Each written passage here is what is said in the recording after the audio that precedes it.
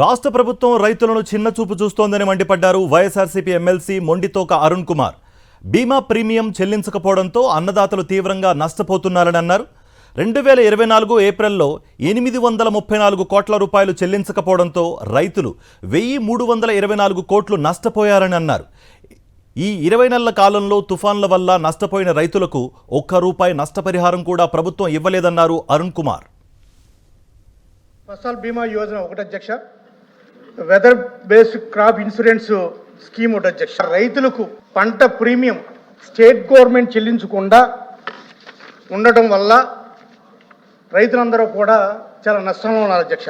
24 జూన్లో ఖరీఫ్కి 834 కోట్ల రూపాయలు ప్రీమియం గవర్నమెంట్ కట్టాలి అధ్యక్ష, కానీ గవర్నమెంట్ కట్టలేదు అధ్యక్ష. దానివల్ల రైతులు ఆ సంవత్సరంలో 1324 కోట్లు నష్టపోయారు అధ్యక్ష.